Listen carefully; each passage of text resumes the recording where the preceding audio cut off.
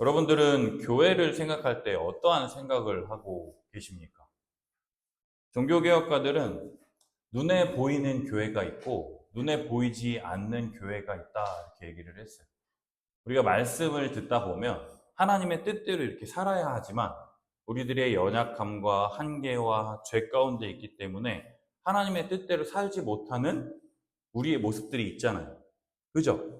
그래서 종교개혁가들이 하나님의 뜻대로 살고 싶은데 하나님의 뜻대로 살지 못하는 우리들의 현실을 인정하면서 눈에 보이는 교회, 이것을 가시적 교회라고 그래요. 눈으로 볼 수 있는 교회. 이 가시적 교회는 사탄의 유혹과 시험으로 인해서 우리가 죄를 짓기도 하고 많은 연약함과 한계를 지닌 교회를 가시적 교회라고 합니다. 그런데 이것만 인정하게 되면 진짜 참된 하나님의 교회, 눈에 보이지 않는 하나님의 교회가 있다라는 것도 인정을 해야 한다라고 가르치는 거예요. 우리가 연약하긴 하지만 하나님의 뜻에 순종하고 하나님의 말씀대로 살아갈 수 있도록 우리를 돌보시며 지키시며 인도하시는 하나님이 계시지 않느냐라고 해서 이 눈에 보이지 않는 교회를 비가시적 교회라고 그랬어요. 그래서 이 교회 안에는 가시적 교회와 비가시적 교회 모든 것이 함께 섞여 있는 곳이 바로 주님의 교회이다 이렇게 가르쳤어요. 그것을 어떻게 아느냐면 성경에도 나와 있어요. 예수님께서 알곡과 가라지를 구분하려고 해서 가라지를 뽑으려고 하니까 예수님이 납두라고 하세요. 왜냐? 아직은 열매 맺지 않아서 필요 없는 것 같아 보이지만 이 사람도 알곡일 수 있다. 시간이 좀 오래 걸리긴 하지만 이 사람이 하나님의 알곡일 수 있기 때문에 뽑지 말아라. 그거 내가 할 테니까 너네들은 그냥 그대로 하던 일 계속해라. 그거는 내가 할 일이지 너희가 할 일이 아니다 라고 하시면서 너희들은 하나님의 말씀을 잘 듣고 하나님의 뜻에 순종해라 라고 이렇게 말씀을 하셨다라는 거죠. 근데 종교개혁가들이 이렇게 가르치니까 그래? 또 반대로 이런 일들이 펼쳐지는 거예요. 무슨 일이 펼쳐지느냐? 그러면은 눈에 안 보이는 교회가 진짜 교회라니까 난 믿음만 있으면 되잖아. 나 교회 안 나갈래. 이런 사람들이 있을까요? 없을까요? 나 예수님 믿어. 교회 안 나갈래. 이런 사람들이 종교개혁 시대에도 있었다라는 거예요. 그러니까 뭐라고 종교개혁가들이 정의를 했냐면 이 비가시적 교회는, 눈에 보이지 않는 교회는 눈에 보이는 이 가시적 교회를 통해서 드러나게 되어 있다. 참된 교회를 소망하는 사람이 눈에 보이는 이 교회 안에서 수고하고 헌신하며 믿음으로 나타나는 것이지 이것이 나타나지 않는데 어떻게 참된 교회를 소망할 수 있느냐. 그래서 디모데전서에 보면 너희 집도 잘 다스리지 못하면서 어찌 하나님의 교회를 돌보리요? 라고 하는 그 말씀이 그런 말씀과 똑같다라는 것이죠. 눈에 보이는 교회에서 최선을 다하고 그 교회에 속해 있을 때 구원이 주어지게 된다는 거예요. 참된 구원이. 그래서 교회를 떠나서는 구원이 없다. 교회는 신자의 어머니다. 라고 하는 이 말들이 이때 막 생겨나게 됐다라는 거예요. 그런데 교회는 참 세상에서의 많은 유혹을 당하기도 하잖아요. 우리 정희 성도님이 기도했던 것처럼 눈에 보이지 않는 하나님보다 눈에 보이는 것들이 우리 눈앞에 더 크게 다가오잖아요. 눈앞에 보이는 것들이 너무 크게 다가오니까 유혹을 당하고 넘어지기도 하지만 그 길 끝에 우리에게 구원이 주어지게 될 것이다라는 것을 이 종교개혁가들은 우리들에게 계속해서 말했다라는 거예요. 그래서 오늘 교회의 본질이 무엇인지, 교회는 무엇을 하는 곳인지 오늘 함께 이 말씀 통해서 우리 살펴봤으면 좋겠습니다. 오늘 말씀을 12절에서 16절까지 보면은요, 어떤 일이 펼쳐지냐면, 첫 번째, 교회는요, 다양한 사람들이 나오는 것을 볼 수 있다라는 거예요. 다양한 사람들이 많은 목적과 많은 의도를 가지고 교회에 나오는 것을 볼 수가 있습니다. 13절 보면은요, 12절, 사도들의 손을 통하여 민간의 표적과 기사가 많이 일어나매 믿는 사람이 다 마음을 같이하여 솔로몬의 행각에 모입니다. 그리고 나머지는 감히 그들과 상종하는 사람이 없었다라고 기록되어 있습니다. 하나님의 말씀을 듣고 하나님의 뜻대로 살고자 하는 사람들은요, 더 교회로 모이게 된다라는 거예요. 솔로몬 행각에 모입니다. 근데 또 반대로 어떤 일이 벌어집니까? 나머지는요, 그들과 함께 하지 않는다는 거예요. 상종하지 않는다는 것은 얼굴을 맞대기도 두려워한다라는 뜻이에요. 왜요? 아나니아 삽비라의 죽음을 들었잖아요. 거룩하지 않은 자들이 그들과 함께하면 나도 죽임을 당할까봐 함께 못하는 거예요. 그러나 뭐라 그럽니까? 우리 13절 함께 읽어볼까요? 시작. 그 나머지는 감히 그들과 상종하는 사람이 없으나 백성이 칭송하더라. 아멘. 상종하는 사람이 없음에도 불구하고 백성이 칭송한다라는 거. 이 칭송하다라는 단어의 뜻이 우리 지민이가 듣고 좋아할지 모르는 메갈리노라는 뜻이에요. 메갈리노란 뜻이 무슨 뜻이냐면 훌륭하다 평가받고 더 확대되며 점점 커진다라는 의미라. 믿지 않는 사람들에게도 쟤네들이 진짜 살아가는 모습이 정말 훌륭하다, 정말 멋지다 평가받을 뿐만 아니라 점점 더 확대되어 커진다라는 거예요. 쟤네 어떻게 저렇게 살지? 나도 저기 속하고 싶다. 나도 저기 속해서 저런 복과 은혜를 누리고 싶다. 이렇게 점점 확대되어 커지니까 14절 어떤 일이 펼쳐집니까? 믿고 주께로 나오는 자가 더 많아지게 되고 남녀의 큰 무리를 이루었다라고 성경이 말한다. 여러분, 이 말도 안 되는 일이 지금 교회 안에 지금 벌어지고 있습니다. 하나님께 거짓말했다고, 하나님을 속였다라고 해서 사람이 죽었잖아요. 한 명도 아니고 2명이나 죽었잖아요. 그럼 사람들이 두려워해가지고 벌벌 떨어야 되는데 지금 어떤 일이 펼쳐지고 있는 거예요? 점점 더, 교회가 이런 곳이었어? 정말 대단하다, 훌륭하다고 평가받고 점점 더 많은 사람들이 모여서 큰 무리를 이루게 되는 말도 안 되는 일이 지금 계속해서 펼쳐진다라는 거예요. 심지어 어떤 일이 펼쳐집니까? 15절 볼까요? 심지어 병든 사람을요, 거리에 데리고 나와서 뭐합니까? 베드로의 그림자라도 덮일까 하여 병든 사람들을 길거리에 그냥 데리고 나오는 거예요. 왜요? 베드로가 복음 전하면서 지나갈 때, 낮에 걸어갈 거 아니에요? 복음 전할 거 아니에요? 근데 그림자가 그 병든 사람에게 베드로의 그림자라도 덮이면 나음을 얻을까 하여 사람들이 막 데리고 나갑니다. 근데 어떻게 됩니까? 16절 함께 읽어볼까요? 시작. 예루살렘 부근에 수많은 사람들도 모여 병든 사람과 더러운 귀신에게 괴로움 받는 사람을 데리고 와서 다 나음을 얻으니라.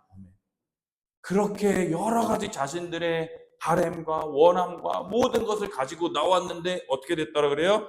다 나음을 얻으니라. 말도 안 되는 일이 지금 교회 안에서 막 펼쳐지고 있더라. 믿는 사람들은 더욱더 마음을 같이하여 계속해서 모입니다. 그리고 나머지는 상종하는 사람이 없어요. 두려운 거예요. 그럼에도 불구하고 교회가 정말 훌륭하다, 멋지다, 평가받고 더욱 믿는 사람들이 많아지게 되는 거예요. 따라서 다양한 목적, 말씀을 받고 계속해서 모이기도 하고, 또 두려워하기도 하고, 또 어떤 사람은 치료의 목적, 베드로의 그림자만 나한테 덮이기만 해도 나음을 얻을까 해가지고 나왔는데 어떻게 되는 거예요? 다 나음을 얻잖아. 그러니까 여러 가지 다양한 목적을 가지고 교회에 나오지만 복음을 듣고 온전하게 되는 곳이 바로 교회라는 거예요. 여러 가지 목적을 가지고 나올 수 있습니다. 하나님이 내 기도를 들어주셔야지. 하나님이 내가 원하는 것들을 들어주셔야지. 하나님, 이번에 내가 이 대학을 가고 싶은데 하나님 기도 들어주세요. 하나님, 내가 여기 취업을 하고 싶은데 기도 들어주세요.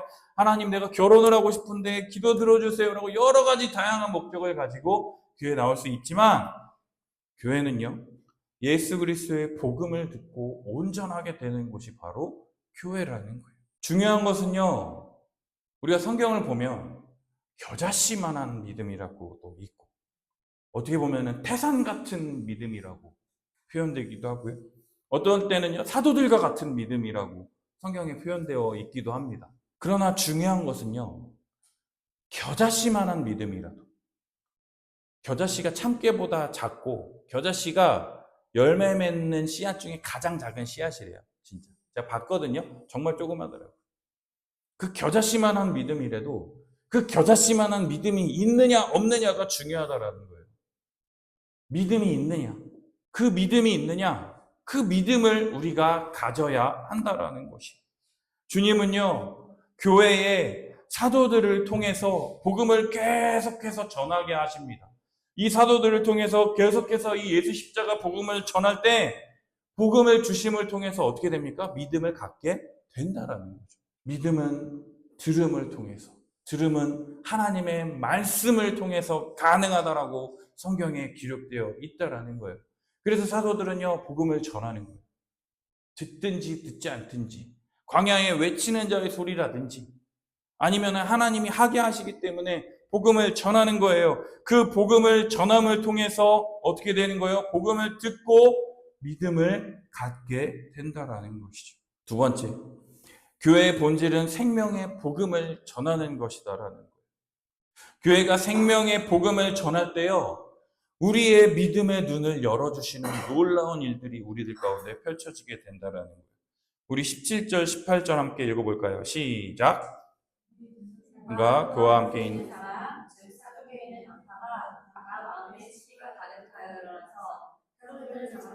옥에 가두었더니 아멘. 대제사장과 사두개인들이 마음에 시기가 가득하여 사도들을 감옥에 가두게 됩니다. 근데 그 감옥에 있을 때 19절 어떻게 되는지 한번 읽어볼까요? 시작. 주의 사자가 밤에 옥문을 열고 끌어내어 이르되, 주의 사자가, 하나님이 보내신 사람이 옥문을 열고 끌어내어서 20절을 읽어볼까요? 시작. 가서 성전에 서서 이 생명의 말씀을 다 백성에게 말하라. 아멘. 주의 사자가 옥문을 열고서 이 사도들을 끌어내어서 뭐라고 말합니까? 생명의 말씀을 다 백성에게 말하라 라고 합니다. 그러니까 그 사도들이 그 말을 듣고 뭐랍니까? 21절 읽겠습니다. 시작. 그들이 듣고 새벽에 성전에 들어가서 가르치더니 대제사장과 그와 함께 있는 사람들이 와서 공회와 이스라엘 족속의 원로들을 다 모으고 사람을 보내어 사도들을 잡아오라 하니, 사도들이요, 주의 사자가 말했던 이 말을 듣고 어떻게 합니까? 듣고 새벽에 성전에 들어가서 가르칩니다. 여러분, 새벽에 여호와의 사자가 정말 우리 라이언이 아니에요. 사자, 이 사자가 아니라 하나님이 보내신 사람, 하나님이 보내신 사람이 문을 열어서 이 생명의 복음을 다 말하라 라고 하니까 그 새벽에 얘네들이 어디 가는 거예요? 성전에 들어가 가지고요, 가르치는 거예요. 새벽에 성전에 가는 게 사람이 많아요? 아니면 뭐 11시부터 1시 사이에 가서 전하는 게 사람이 많아요?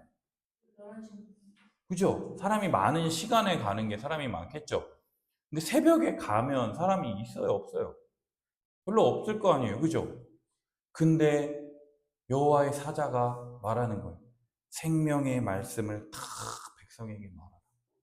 그러니까 그 새벽에 사람이 있든지 없든지 사도들이 새벽 성전에 들어가서 가르치는 거예요. 하나님의 말씀을 듣고 믿음의 눈을 열어서 보았다라는 것이죠. 왜요? 이 생명의 복음을, 생명의 말씀을 다 백성에게 하나도 남김없이 다 전할 때 이들의 영혼이 살아나게 될 것이다라는 것을 사도들은 믿음을 통해서 바라보게 되었다라는 것이. 22절에 보니까 이 사도들이 가서 새벽에 전하는데, 새벽 아침 일찍부터 대제사장과 이 성전 맡은 자들이요, 야, 가서 어제 잡아놓은 사도들 빨리 데리고 와, 이 얘기하는 거예요. 근데 22절 한번 읽어볼까요? 시작. 부하들이 가서 옥에서 사도들을 보지 못하고 돌아. 지금 사도들 어디 있어요? 성전에서 뭐 하고 있어요? 말씀 가르치고 있죠. 그러니까 당연히 감옥에 가면 사도들을 볼 수가 있어요, 없어요? 당연히 없는 거죠. 보지 못하고 돌아오는 거예요. 그러니까는요, 24절 읽어볼까요? 시작. 성전 맡은 자와 제사장들이 이 말을 듣고 의혹하여 이 일이 어찌 될까 하더니, 지금 사도들을 감옥에 붙잡아 넣은 이 사람들이요, 이 말을 듣고 이게 어떻게 될까 두려워하는 거예요. 근데 26절 한번 읽어볼까요? 시작. 성전 맡은 자가 부하들과 같이 가서 그들을 잡아왔으나 강제로 못함은 백성들이 돌로 칠까 두려워함이더라. 이 말을 듣고 어찌 될까 하지만 이 대제사장들과 성전 맡은 자들은요, 믿음의 눈이 없어서 보지 못하고요. 눈앞에 있는 백성들을 두려워하게 된다라는 거예요. 왜요? 백성들이 자신들을 돌로 칠까 봐. 눈앞에 보이지 않는 하나님보다 눈앞에 보이는 백성들을 더 두려워하게 된다라는 것이죠. 27절 읽겠습니다. 시작. 그들을 끌어다가 공회 앞에 세우니 대제사장이 물어. 사도들을 공회에 이제 딱 데리고 와가지고 묻는 거예요. 뭐라고 물어봅니까? 28절. 예수 이름으로 가르치지 말라고 하였으나 예루살렘에 가득하게 되었다. 야, 이거 여러분 기억나죠? 사도들 불러가지고 뭐라 그랬어요? 예수의 이름으로 가르치지도 말고 전하지도 말라라 그랬잖아요. 그죠? 근데 사도들은 더 어떻게 했어요? 더 열심히 전했잖아. 그러니까 얘네들이 화난 거죠. 그래서 28절 다시 한번 읽어보겠습니다. 시작. 이르되 우리가 이 이름으로 사람을 가르치지 말라고 엄금하였으되 너희가 너희 가르침을 예루살렘에 가득하게 하니 이 사람의 피를 우리에게로 돌리고자 함이로다. 야, 너 가르치지도 말라 그랬잖아. 근데 지금 자기네들도 인정하는 거예요. 너희 가르침을 예루살렘에 가득하게 했다. 복음을 듣고 많은 사람들이 믿었잖아요. 큰 남녀의 무리더라라고 앞에서 말했잖아요. 그죠? 점점 이 복음을 듣고 많은 사람들이 모이니까 얘네들이 두려워하는 거예요. 그러면서 뭐라 그럽니까? 이 사람의 피를 우리에게 돌리고자 합니다. 이게 무슨 뜻이냐면 우리가 예수님 죽였다라고 너 지금 하려고 하는 거 아니야? 막 이러는 거예요. 여러분, 예수님 누가 죽였어요? 그죠? 그죠? 그 사람들이 죽였죠. 왜 죽였어요? 예수님이 유대인들을 그러니까 많은 유대인들이 예수님에게로 몰려가니까 자기에게 뭐가 줄어드는 거예요? 이익이 줄어드는 것이죠. 그러니까 성경을 아는 사람들이에요. 유대인들은. 성경을 연구하는 사람들이에요. 그리고 메시아가 오면 어떤 일을 할 거라는 것을 구약 성경을 통해서 다 알고 있으니까 예수님께서 이것을 이루러 왔다라고 다 말했어요. 근데 그 말을 들었으면은 이해할 텐데 이들은 예수님을 메시아로 받아들였어요? 받아들이지 않았어요? 받아들이지 않았죠. 왜요? 자기 욕심 때문에. 자기 이익 때문에. 내가 장사를 해서 돈을 벌어야지 예수님이 장사가 잘 되면 안 되는 거예요. 그래서 예수님을 죽였잖아요. 결국엔 뭐예요? 자기네들이 예수님 죽인 거 맞잖아. 근데 지금 뭐 하고 있는 거예요? 예수님 죽인 거 나라고 니네가 지금 몰아가고 있잖아. 그러니까 베드로와 사도들이 대답합니다. 29절 읽어볼까요? 시작. 베드로와 사도들이 대답하여 이르되 사람보다 하나님께 순종하는 것이 마땅하니라.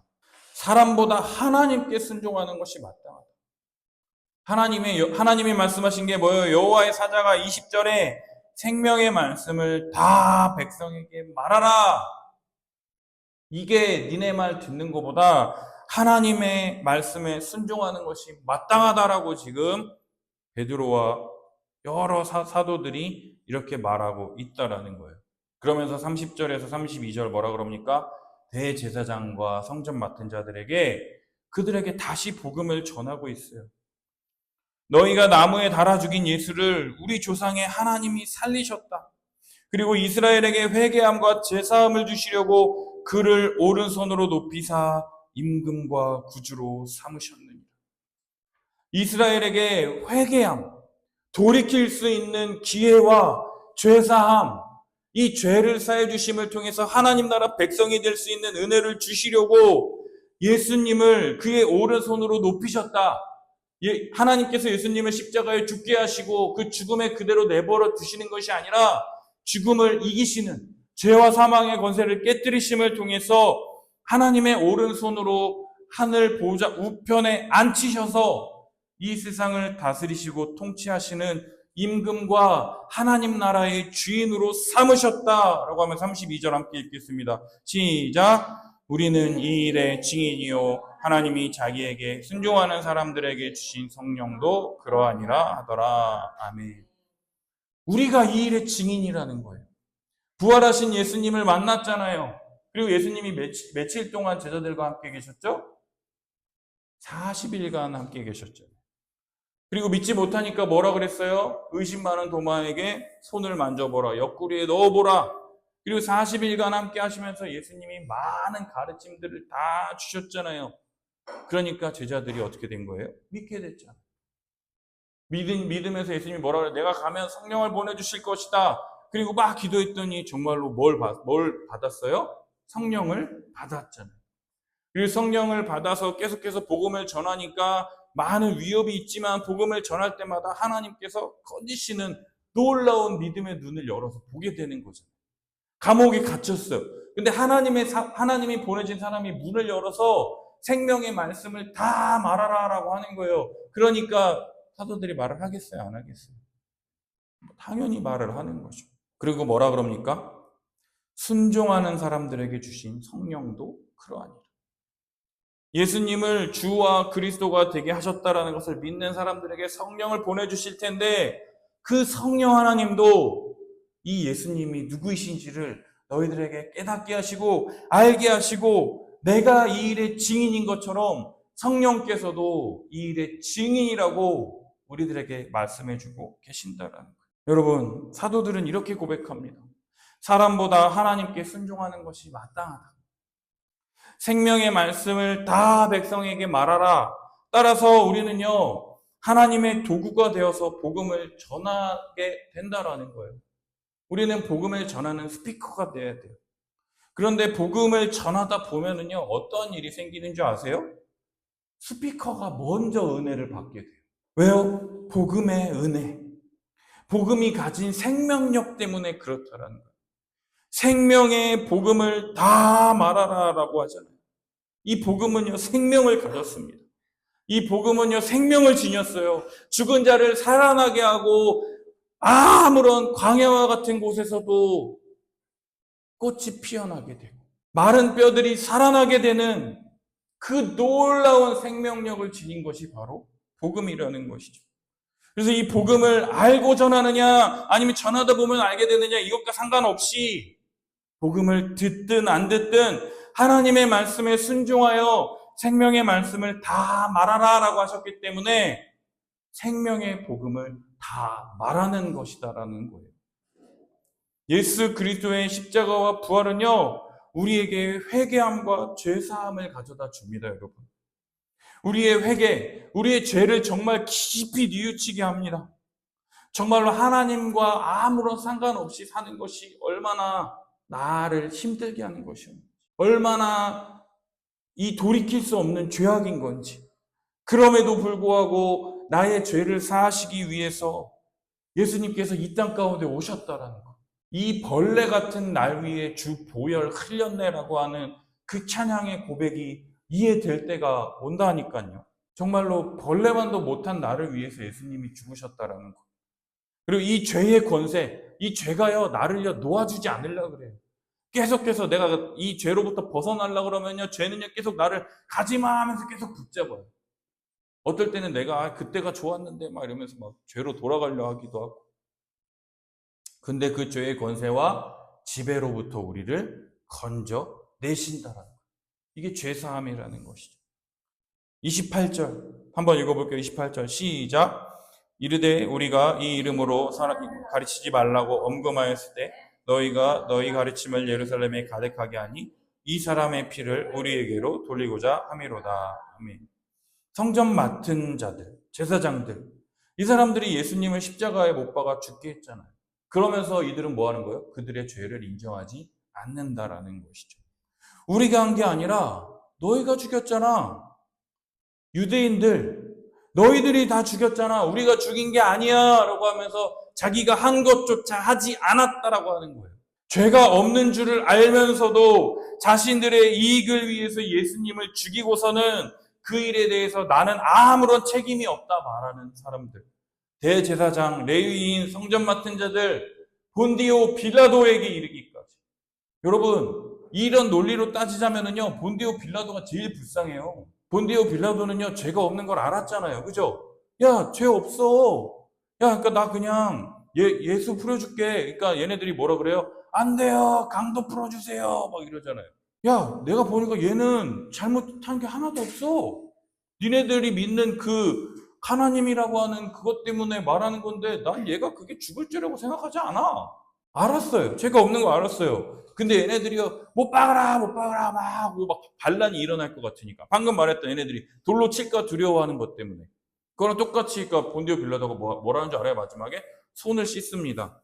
손을 씻으면서 뭐라는 줄 알아요? 나는 이 죄에 아무런 상관이 없다. 나는 이 책임에 대해서 니네가 원해서 한 거지 아무런 책임이 없다. 근데 우리가 맨날 예배 시작 전에 고백하는 사도신경에 뭐라고 나와 있어요? 본디오 빌라도에게 고난을 받으사 십자가에 못 박혀 죽으시고.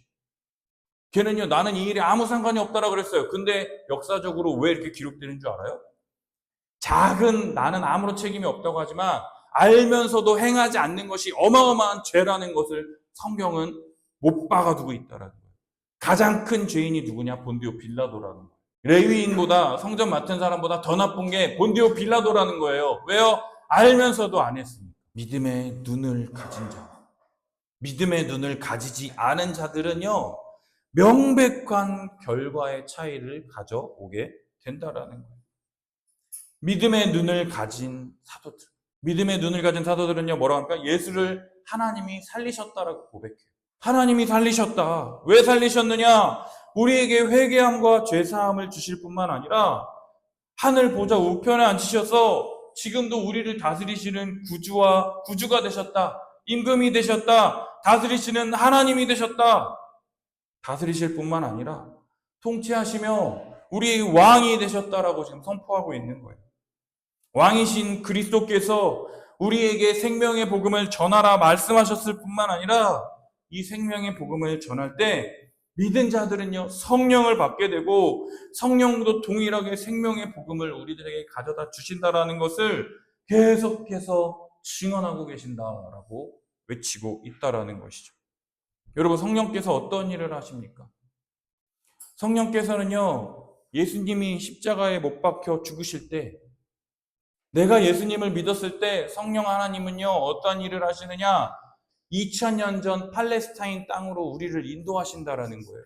이 생명의 복음을 전할 때, 예수님이 십자가에 죽으셨을 때, 그 복음을 믿은 나도 예수 그리스도와 함께 십자가에서 죽고, 그리스도께서 2000년 전에 부활하실 때 나도 그리스도와 함께 부활했다. 예수 그리스도의 부활 생명이 나에게 주어졌다.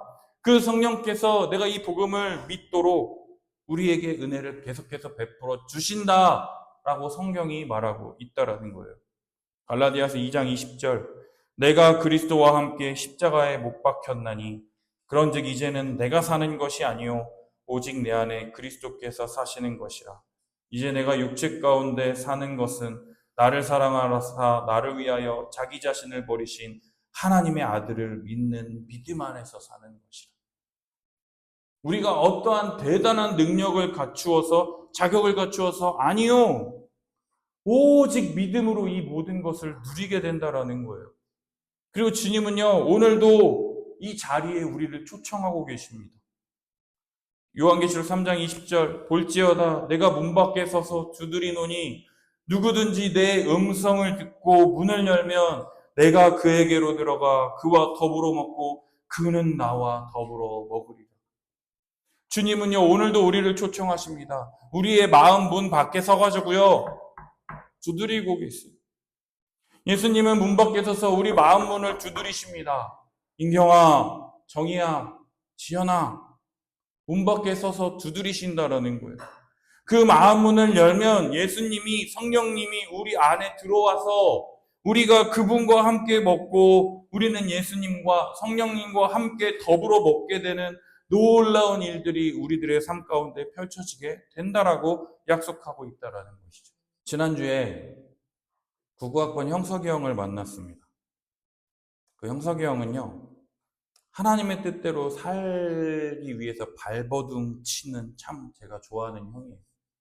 20대 때 만났을 때 그 순수함과 그 열정이요. 내일 모레 50인데도 하나도 줄어들지가 않았더라고요. 만나서 얘기를 나누는데 하나님의 뜻대로 살지 못했던 그 자신의 그 연약함, 그 한계 때문에 막 눈물을 막 글썽이면서 막 얘기를 하는 거예요. 내가 이때 이렇게 했으면 참 좋았을 텐데 하면서 글썽이면서 이야기를 하는 거예요. 형석이 형을 만나서 맨날 얘기하면 맨날 이래요. 하나님의 영광을 위하여 내가 뭘 할 수 있을까? 내가 하나님이 직장을 다니는 걸 원하실까? 직장을 그만두고 다른 걸 하기를 원하실까? 막 이런 고민을 맨날 해요. 근데 제가 이번 주에 공부를 하면서 배운 게 있어요. 여러분, 감춰진 하나님의 뜻이 있고 드러난 하나님의 뜻이 있습니다. 감춰진 뜻은 무엇일까요? 내가 뭘 해야 하나님께 영광 돌릴 수 있을까? 내가 무슨 직업을 갖는 게 나에게 도움이 될까? 내가 누구랑 결혼해야 될까? 내가 무슨 대학을 가야 될까? 막 이런 것들. 감춰진 하나님의 뜻. 그러나 드러난 하나님의 뜻이 있습니다. 드러난 하나님의 뜻이 뭡니까? 하나님을 참되게 예배하라. 영과 진리로 예배할지니라. 이런 것들. 또 우리가 거룩하라. 하나님의 뜻대로 살기 위해서 발버둥 쳐라. 그러면서 형석영이 막 이야기를 듣는데 제가 그 공부 들은 거를 가지고 이야기를 해줬어요. 하나님께 영광을 어떻게 하면 돌릴 수 있을까? 물론 모른다. 그러나 우리에게 주어진 드러난 하나님의 뜻이 명백하게 있지 않느냐. 정말로 하나님을 참되게 예배하면서 거룩함을 지키는 것, 예수님을 닮아가는 삶을 사는 것, 그것을 하다 보면 감춰진 하나님의 뜻을 우리가 발견할 수 있지 않을까? 이렇게 이야기를 했어요. 감춰진 뜻보다 우리에게 주어진 드러난 뜻, 정말로 드러난 뜻, 영과 진리로 예배한다라는 거. 하나님을 참되게 예배하고 하나님의 말씀이 선포되어질 때 아멘하고 먹으라 그랬잖아요. 보이지 않는 하나님의 말씀이지만 정말 이 말씀을 통해서 우리 영혼이 소생하게 된다라는 것을 믿고 정말로 하나님의 뜻에 순종하게 될 때 믿음을 통해서 하나님의 감춰진 뜻을 더욱더 알게 된다라는 거예요. 사도들이 여호와의 사자의 말을 듣고 생명의 말씀을 다 말하라라고 해서 새벽에 누가 있든 없든 가서 전했을 때 그 믿음의 눈을 떠서 바라보게 됐던 것처럼 우리에게 주어진 영역에서 우리가 할 수 있는 만큼 최선을 다해서 하면 된다라는 거예요. 저 같은 경우에 뭐 어떻게 하겠습니까? 성도들에게 이 생명의 말씀을 전하는 것이죠. 할 수 있는 만큼 이 예수 그리스도의 복음의 생명이 있다라는 것 정말로 우리 성도들이 잘 믿고 순종할 수 있도록 가르치고 또 가르치고 오래 참고 인내하며 해야 하는 것이에요. 우리 아내 같은 경우에 뭐 하겠습니까? 아이들을 잘 돌보면서 말씀 들은 대로 이 말씀을 믿고 기도하며 하루하루를 거룩하게 살아간다라는 것이죠. 드러난 뜻에 순종하며 나아갈 때 감춰진 뜻을 알게 되고 믿음으로 나아가는 것이에요. 이것도 하지 않으면서 눈에 보이는 것도 하지 않으면서 눈에 보이지 않는 하나님을 어떻게 섬길 수 있냐라는 거예요. 눈앞에 있는 것들부터 하나하나 차근차근 해 나가야 된다라는 거죠. 나에게 해야 할 일은 무엇일까? 계속 생각해 봤어요. 생명의 복음을 다 계속해서 전하라. 이 말씀 20절 말씀 그대로예요. 생명의 말씀을 다 말하라. 생명의 말씀을 다 말하라. 생명의 말씀을 다 말하니까 그 결과가 무엇입니까? 생명을 얻게 된다라는 거예요. 이것은요, 나와 상관이 없는 거예요. 왜요? 나는 스피커라 그랬잖아요. 이것은 내 일이 아니라 하나님의 명령이라는 거예요. 물론 내가 잘 전해서 더 많은 사람이 듣고 하면 좋겠지만 내 연약함도 있고 내 부족함도 있잖아요. 그러나 내가 아무리 부족할지라도 누가 하시는 거예요? 하나님이 하신다라는 거예요. 아니요, 주님만이 하실 수 있다라는 거예요. 하나님만이 하실 수 있는 그 일에 우리가 서서 하려고 하는 것이 죄라는 것이죠. 우리는요, 미래를 알고 싶어 합니다. 우리 교회가 어떻게 될까? 우리가 내년에는 어떻게 되지? 막 미래를 알고 싶어 합니다. 근데 하나님이요, 미래를요, 우리에게 알려주세요. 알려주지 않으세요? 알려주지 않으세요. 왜요? 현재를 최선을 다해서 살라는 거거든요. 미래를 아는 건 누구만 할 수 있는 거예요? 하나님만이 하실 수 있는 거예요. 우리는 하나님이 만드신 피조물이라는 거예요. 우리가 하나님의 자리에 서면 안 돼요. 근데 우리는 미래를 알고 싶어 하니까 뭐 하는 거예요? 점도 치고 사주도 보고 막 하는 거죠. 그거는 하나님의 자리에 서려고 하는 거예요. 아나니아가 삽비라가 했던 하나님의 자리에 서려 하는 것이다라는 거예요. 우리는요, 우리의 자리에 있으면 돼요. 우리의 자리에서 내게 주어진 일을 최선을 다해서 감당하면 된다라는 거예요. 그러면 어떻게 합니까? 주님께서 우리보다 앞서서 행하실 것이다라는 거예요. 하나하나 한 단계 한 단계씩 내게 주어진 생명의 복음이 무엇인지를 살피고 감당하면 되는 거예요. 계속해서 생명의 복음을 들어야겠죠. 알아가야 되겠죠. 계속해서 복음을 들어야 한다라는 거예요. 근데요, 세 번째, 교회가 복음을 전할 때 우리가 알아야 될 것은요, 교회가 복음을 전하면요, 내가 이렇게 했으니까 복음을 잘 들어야지 하면 좋겠잖아요. 근데 세 번째, 교회가 복음을 전할 때 반드시 거부하는 자들이 있다라는 거예요. 복음을 전할 때 반드시 거부하는 자들이 있다라는 거예요. 왜냐? 복음은 거치는 돌이기 때문에 그래요. 복음은 사람을 걸려 넘어지게 하는 돌이기 때문입니다. 따라서 복음을 받아들이는 자와 거부하는 자들이 반드시 존재한다라는 거예요. 33절 한번 읽어볼까요? 시작. 그들이 듣고 크게 노하여 사도들을 없이 하고자 할 때. 복음을 전했어요. 그들에게 다시금 복음을 전했습니다. 그러니까 그 사람들이 어떻게 크게 노하여 사도들을 죽이고자 한다라는 거예요. 근데 34절에 보면은요, 그러한 상황 속에서도 복음을 듣고 반응하는 사람이 있다라는 거예요. 그 사람이 누구냐? 바로 가말리엘이라고 하는 사람이 있습니다. 그 사람이 어떤 사람이에요? 율법 교사로서 모든 백성에게 존경받는 사람입니다. 그 가말리엘이 중지합니다. 사도들을 잠깐 물러나게 하고 이 대제사장들을 설득합니다. 뭐라 그럽니까? 35절 한번 읽어볼까요? 시작. 말하되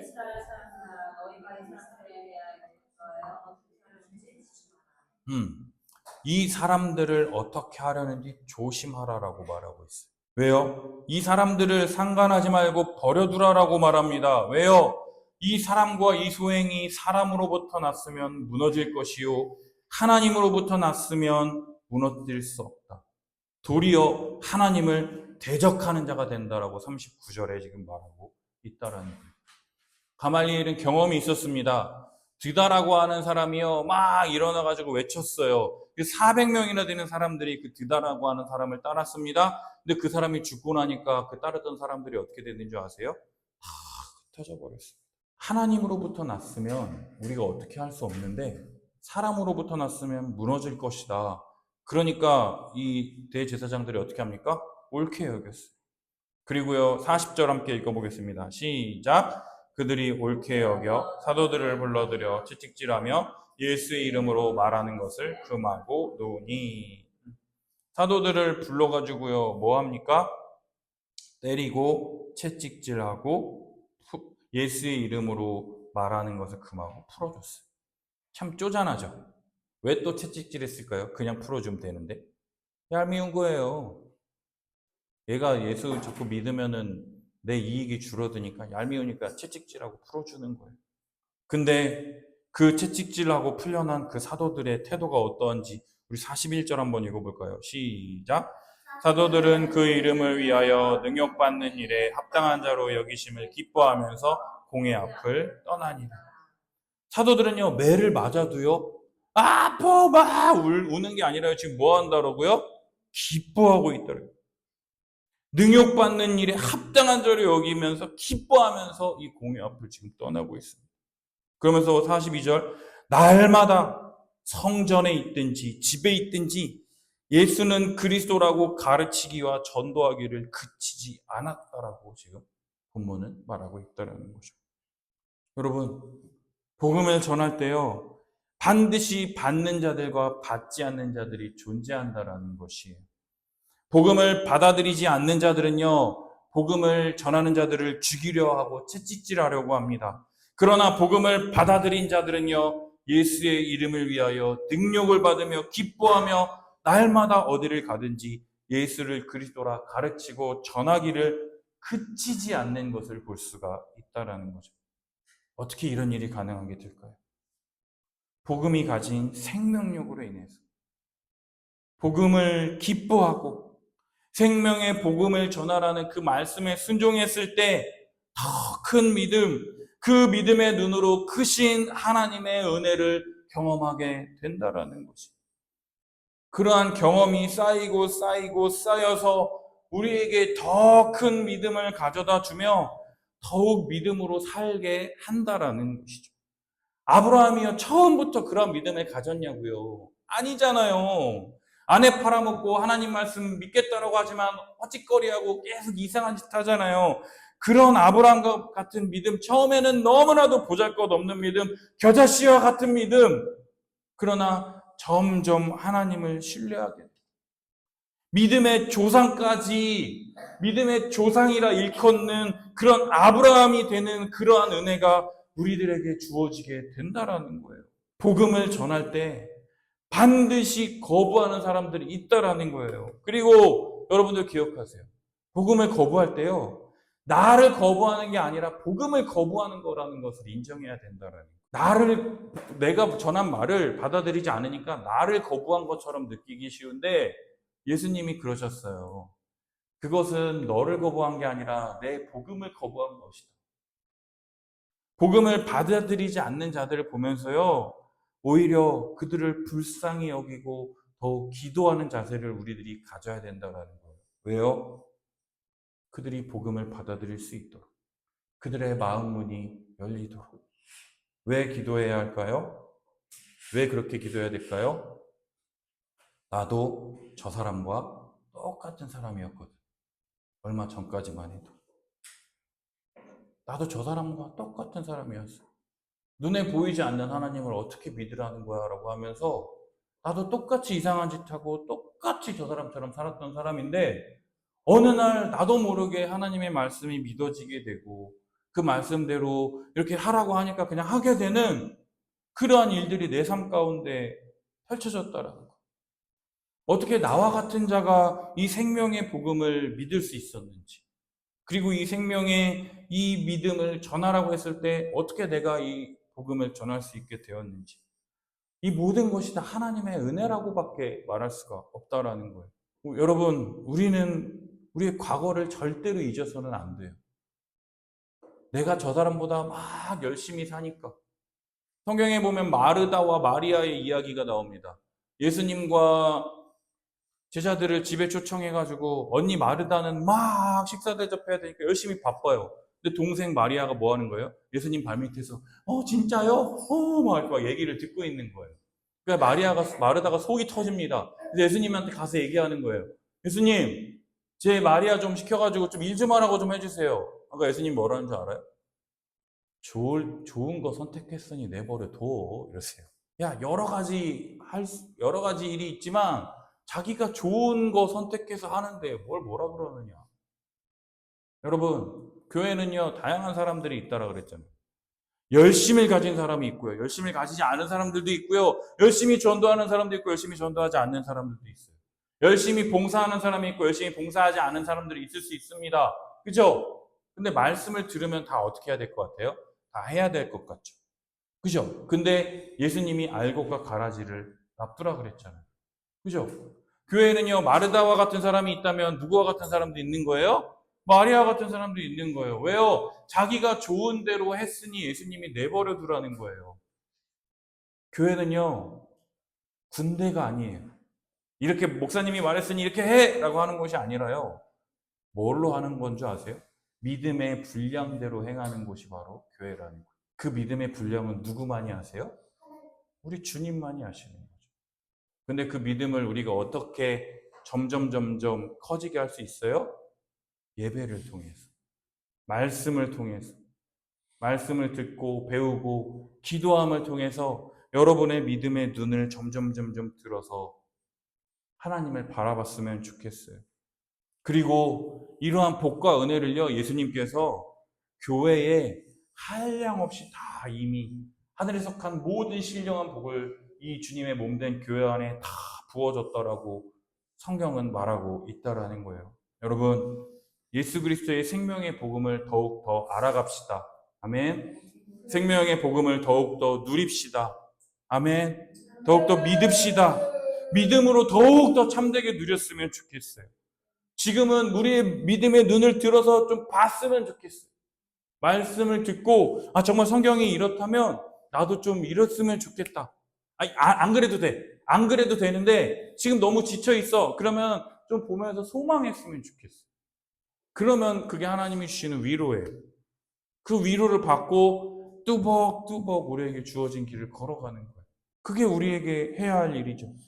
한 주간 믿음의 눈을 들어서 예수 그리스도의 십자가를 더욱 붙잡고 믿음으로 나아가는 우리 성도들이 되었으면 좋겠습니다. 아멘. 기도하겠습니다.